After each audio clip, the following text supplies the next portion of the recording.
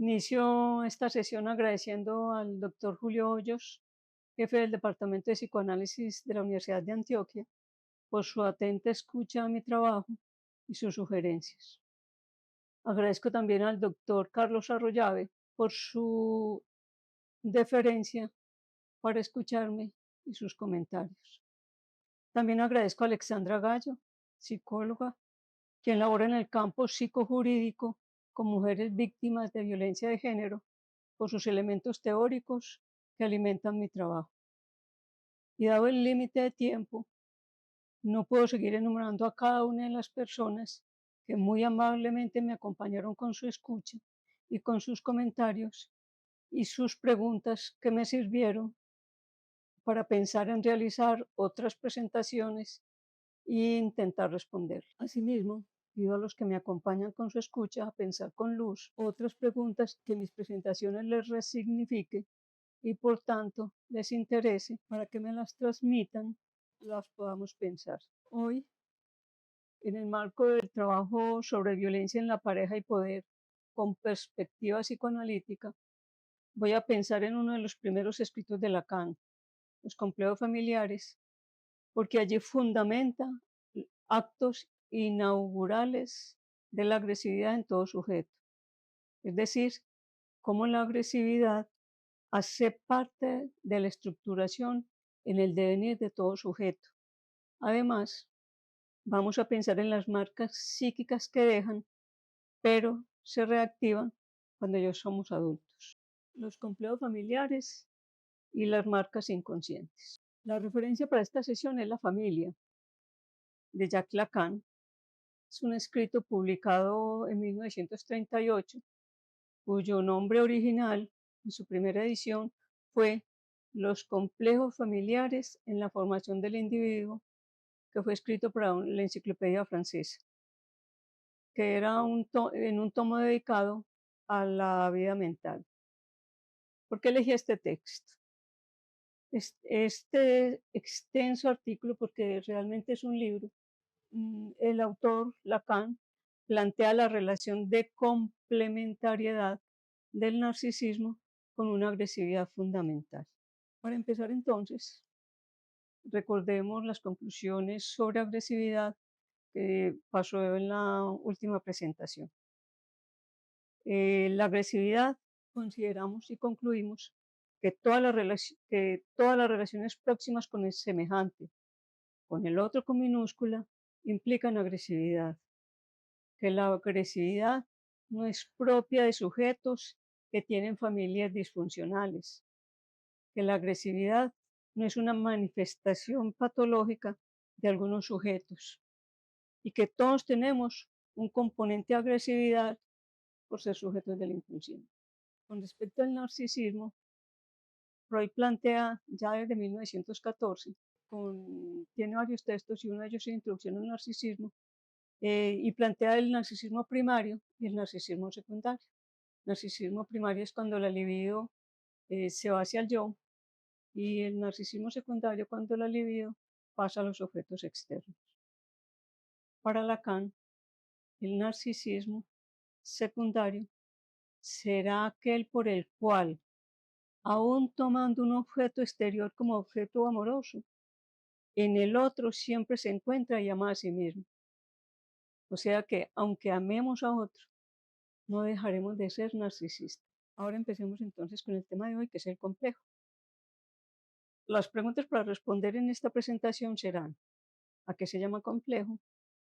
Y si el complejo solo tiene efectos en el momento de la experiencia vital o permanecen posibilitando que estos efectos se puedan reactivar en otro momento. Vamos a ver.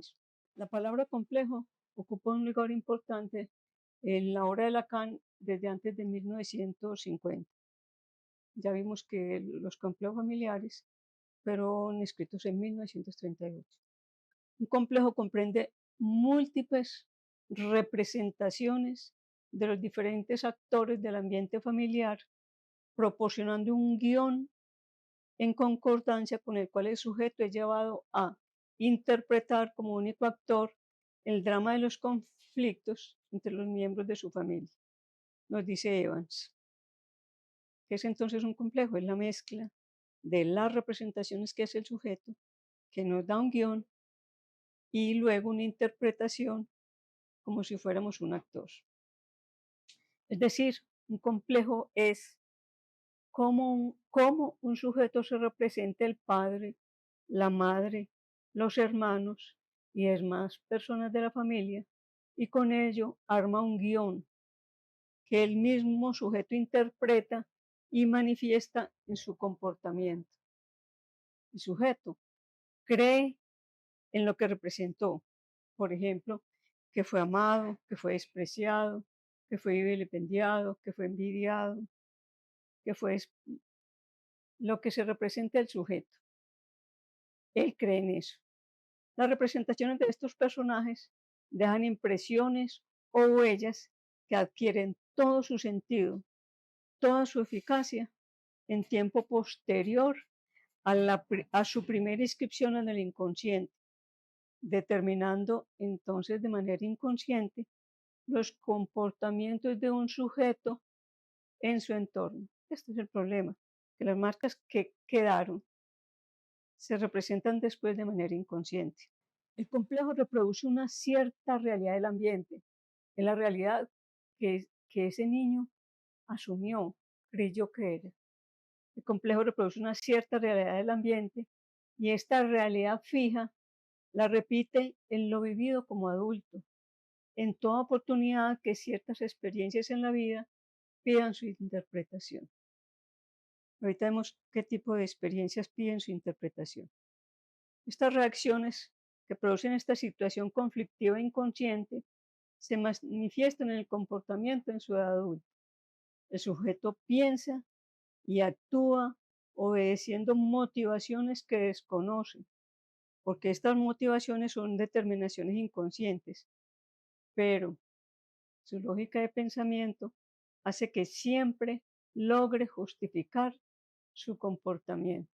Recordemos que él cree que eso es verdad, que esa es la realidad. Descartes escribe, abro comillas, no hay nada repartido de modo más equitativo que la razón. Todo el mundo está convencido de tener suficiente. Cierro comillas. Y dado que tenemos siempre la razón, no necesitamos escuchar al otro ni lo otro. O como nos planteaba el profesor Juan Manuel Uribe en la conferencia de apertura del logo psicoanalítico, cuando habla de la sordera fantasmática, que además, dice él, nos da la prerrogativa de siempre poder justificarnos y así no podemos ser ni éticos ni responder por nuestros actos. Vamos a concluir entonces. Los complejos familiares, son representaciones inconscientes que nos da el marco, nos dice cómo interpretar una vivencia posterior que reactualice este guión que armamos y creemos como la realidad. Es decir, que cuando se nos presenta una situación donde hay relaciones de afecto, siempre respondemos con la misma fórmula que definimos en la infancia. Aquel me quiere aunque me maltrata, aunque me abandona, aquel no me ama aunque sí demuestre que me ama. En fin, responde así porque me envidia, quien me ama me deja solo.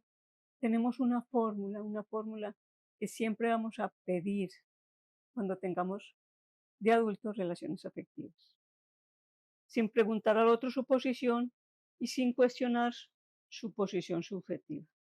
En este texto de la familia de 1938, Lacan reconoce tres complejos familiares: el complejo de Esther, el complejo de intrusión y el complejo de Edipo.